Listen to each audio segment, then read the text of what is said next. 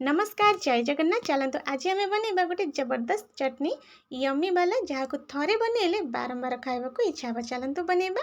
मुझे धनिया पत्र नहीं, धनिया पत्र को आम छोट बड़ पीसेस जमती मन सेमती काटिकी रखा।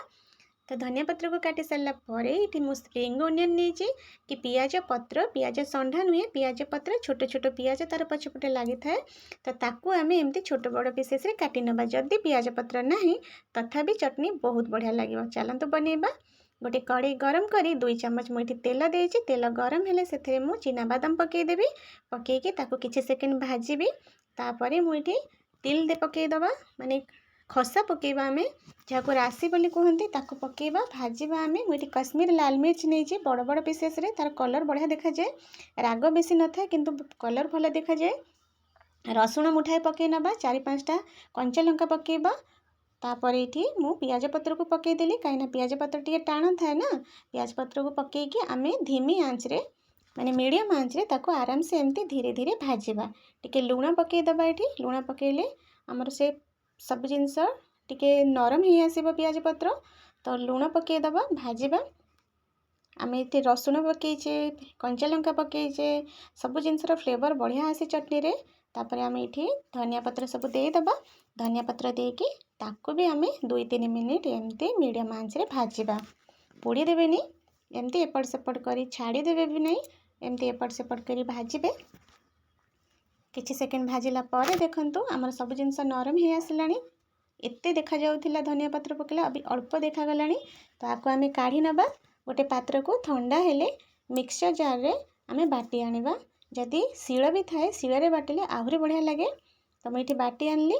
गोटे कड़े गरम करी 2 चम्मच ये तेल दबा। आपन जदि रिफाइन तेल भी दे पारिबे। मुझे सोरिष तेल नहीं। तो तेल दे मुझे सोरिष पकेबी। सोरिष फुटिले जीरा पकेबा।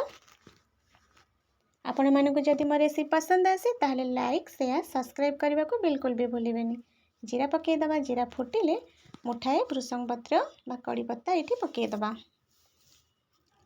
पकईदबा कड़ी पत्ता। देखंतु कड़ी पत्तार बास्नाटा बहुत बढ़िया आसे। रसुण 8-10टा पकईबा। आमे रसुण सेपटे भी पकईथिले। एमती पकईले जो चटनीर जो रसुण खाइले जो क्रंचीनेसटा थाए मुहरे आसे बढ़िया लगे। सुखिला लंकार मंजी की काढ़ी की मु एमती पीसेस करी छोट छोट पकई नहीं बढ़िया लगे। देखा भी बढ़िया जीवो। तो 1/2 चम्मच ये आम हेंगू पकईदबा। हेंगू पकईकी टिके एपट सेपट करी नबा। आम जो बाटिकी रखिथिले चटनीटा तो एथिरे देदबा। आम देखंतु केते बढ़िया देखा होची। कश्मीर लाल मिर्च पाई तो आमर रेड देखा जाउची चटनीटा, नहले आम चटनी ग्रीन ही देखा जीवो।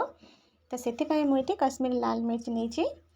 तो देखंतु आउ जो टिके लागी थिला बर्तन रे टिके पानी देदबा। आम एथिरे देकी ताको भल से मिसेबा। एमती एपट सेपट करी मिसेबा। मीडियम आंच रे रखिबा नले हाई फ्लेम रे टिके रखिकी एपट सेपट करी एमती मिसे नबा। एमती भल से एमती मिसेबा, छाड़ी देबेनी। ता देरे जो पानी आमे देले पानी अंशटा सब मरी जीवो।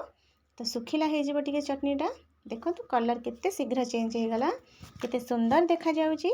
आपण माने रुटी रे जतबे तीखा टिके खाइबा को इच्छा हबो, टिके मुह को टिके बढ़िया लगिबो खाइबा को तीखा तीखा। तो एमती टिके नेकी रुटी रे खाइले भल लगिबो। लेंबू रस टिके देदबा एथिरे आमे।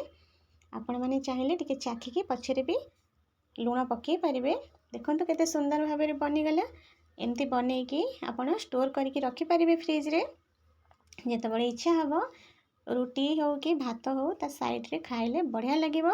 आपण माने भी एमती बनांतु। और जदि बनाउछंती ताले कमेंट रे निश्चित जणांतु।